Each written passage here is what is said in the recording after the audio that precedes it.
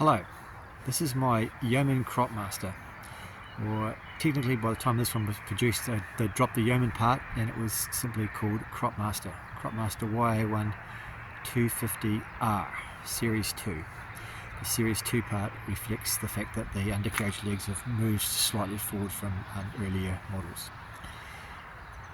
This aircraft has got a Lycoming 0540 in it, carbureted and producing 260 horsepower.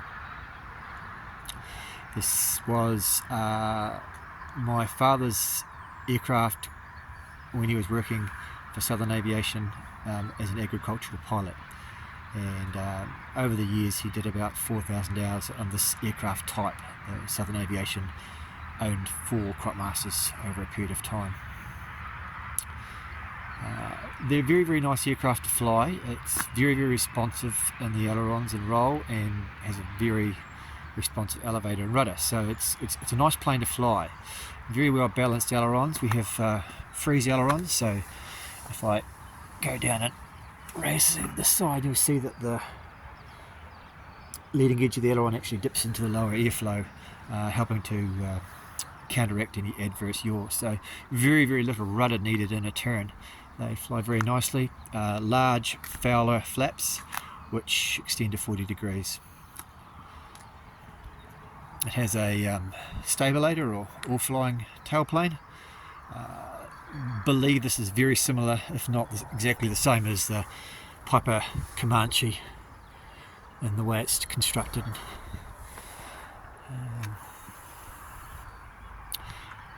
Very large rudder, so they've got lots of rudder control. It's just a cast steering tail wheel, so all directional control is just by rudder and differential braking.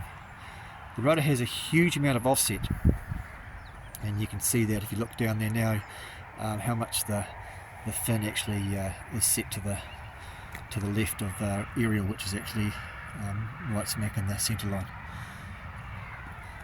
So what that means is that on takeoff there's very, very little rudder input needed to keep the aircraft straight, but it does mean that in cruise there is a little bit of rudder required to keep it in balance, just because of the fact that you've got all that airflow at higher speeds, causing the aircraft to want to yaw.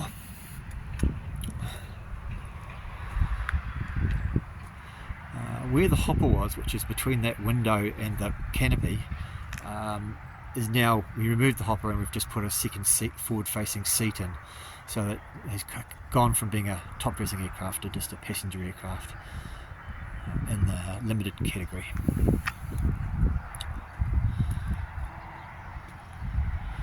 Cropmasters were an Australian design, or are an Australian design, and they were developed from a World War II training aircraft the Australians designed called a CAC Wacket. After the war, these Wackets were surplus, and a few of them were bought up and converted to what you see here today, which is quite different to what they were as a Wacket.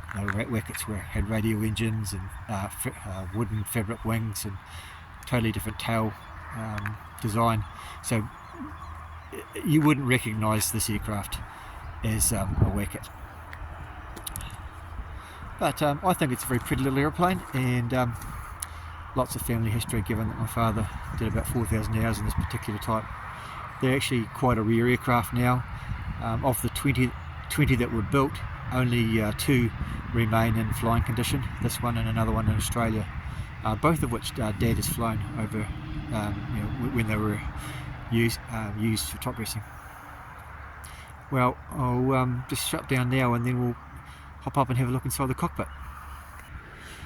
Actually, before we go to the cockpit, I'll just show you the undercarriage. So it's got oleos, fixed undercarriage, of course. Very, very wide stance for a tailwheel aircraft. And as I say, with oleos, nice big strong undercarriage, and seems to be quite forgiving of less than ideal landings. I'll just take you up now and show you the passenger compartment. So this door was always there because there was provision for a second passenger for ferry flying between jobs, and that seat actually was rear facing, so where we're looking now is where the hopper would have been to contain the fertiliser or agricultural liquid, depending what they were doing. And this seat would not have been there, but there would have been another very much more primitive seat facing rearwards. So that's the view from the rear seat. Okay, here we are inside the cockpit. Very basic layout, just old school steam gauges, which is very much original. So this whole part of the panel here that you can see is all basically exactly as it was. The radio panel down here and the hour meter and things are all add-on, but they're kept completely separate, so you can't confuse them. And then there's a sub panel down here, which is all your switches and circuit breakers and things, and it's got a modern ADSB whereabouts where the old school radio would have been back in the day, if it was fitted, but there was provision for one positioned there.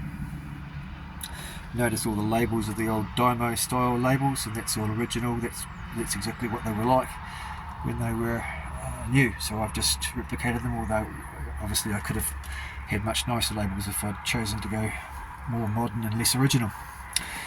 Across to this side we've got the throttle quadrant, pretty much like World War II military style, just throttle, mixture and pitch.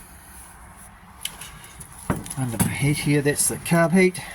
Of course it's carbureted, being a 0540. Trim down here. This bit of gizmo here, that's just a CO2 detector which I put in just to check that I'm not getting poisoned. It's got adjustable rudder pedals, so you can adjust the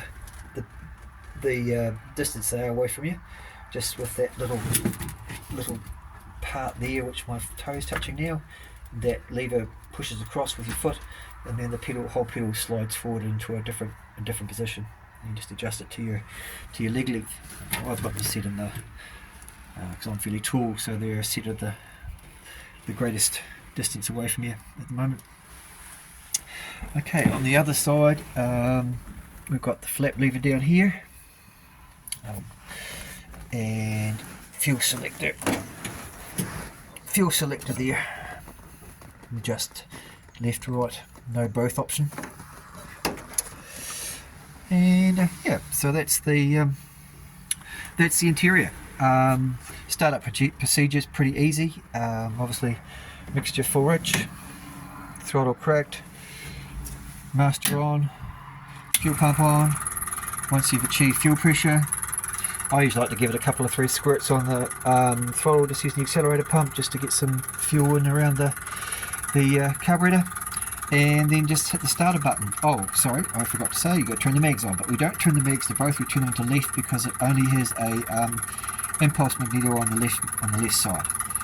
So you set it to left, hit the starter button, once it's running, go to both. Sorry, I'm not going to start it because I'm not going anywhere, and I don't really want to warm it up cold and then not start it and then not warm it up properly. So that's the interior of a Yeoman Cropmaster.